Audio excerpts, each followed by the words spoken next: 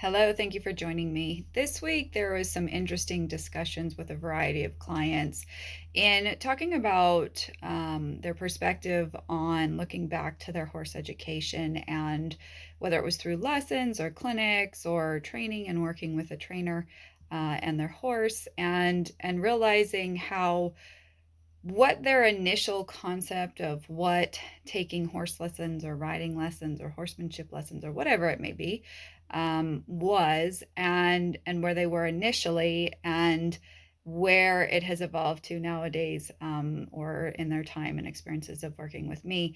And I brought this up as a video because I think there is a sense of, I'm going to call it cookie cutter expectation, that when people think of riding lessons, and even if they have horse experience, I'm not talking about just novices, and it doesn't matter the discipline. I think there is a concept of I will go to the trainer, they will teach me X, Y, and Z. I can go home and continue on, and then we're done. I've learned that, and now we can move on. And I think one of the greatest challenges as an equine professional is you're constantly dealing with a whole variety of people and various backgrounds, and you're dealing with a variety of horses. And many trainers, I think, honestly, due to their lack of ability to communicate well, they may be able to ride it, but sometimes they have a hard time teaching it.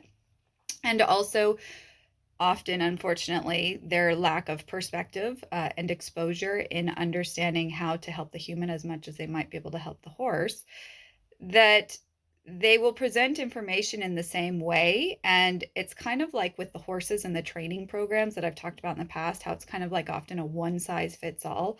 I find that many trainers, clinicians, instructors, whomever, and again, it doesn't matter what the discipline is, have one style of teaching, and that is the only way in which they teach. And if the human student doesn't, I'm going to say, get with the program and understand how things are presented, they're kind of left hanging. And what's interesting is how many times people go to the professional seeking further education or improving their understanding or their experiences or their knowledge. So they have good intention, they're available to learn, they want to become a better partner for their horse, and they come away more confused. They come away more unclear than when they started. And so, because they're in that gray area, but they've watched the trainer or maybe their horse friends or the videos on, YouTube or wherever, they go, okay, well, I kind of think I have the idea. I kind of think I have the understanding. Now I'm going to go do this with my horse or work on it with my horse or practice with my horse. And because the human student doesn't have a clear understanding of the foundations and the basics and what aids they're communicating with, any recognition or awareness of the horse and the timing of his foot movement or when to influence what is about to happen versus reacting after the horse gives them unwanted movement as they're trying to learn whatever it is they're trying to learn or practice or work on, it can very quickly escalate to an emotional and critical experience towards the horse because the human becomes frustrated because it, whatever it may be, isn't working. And I think this is one of those things where it's very hard because when you don't know what you don't know, you're thinking you go to the equine professional and they're telling you everything you need to know about whatever the topic is, and then you can go on. And this is the hard part in horses where those of us who have been in this a long time, we always talk about it's the journey, it's not the end result, because the more horses you ride or the more rides you have on the same horse and the more experiences you have, the more you realize there is a continual refinement and learning how to become specific and how to become intentional and how to become clear and aware of what the horse is doing, and that it's not just all about you.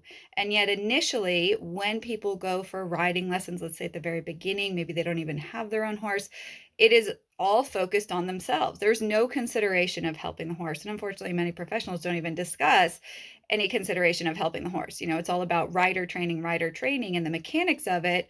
But there's a huge missing piece in the sense of if the human isn't really clear on why they're doing what they're doing, how they're doing something with the horse, and they're completely unaware of how the horse's thought and emotions influence his movement, then you kind of have a lost person trying to ask an unclear horse how to do something very specific. You can imagine what the outcome is, and it can become very frustrating for people. So, something I want you to consider, even if you're not going in for lessons yourself in person, or maybe you have, distance coaching, or maybe you're watching things online, or you're auditing at clinics or lessons, or watching at nearby horse shows, or whatever it may be. Doesn't matter what the sport, doesn't matter what the discipline is. Maybe step back and think about, do I have all the pieces in my own understanding of what is being presented that contribute to asking the final whatever exercise movement scenarios being presented to the horse? And I find with most people, they don't have nearly half the specific pieces and segments that they need to be able to influence the horse's thought, redirect his thought, help him drain any defensiveness, any physical resistance, any avoidance, any insecurity, and help them get to a softer place, and then be able to be aware of the footfall, the timing, and influencing what is about to happen. So, if you feel like you're kind of lost and unclear, maybe step back, revisit some of the basics, and see if you can help yourself in that place to help become a better partner for your horse. Have a good week.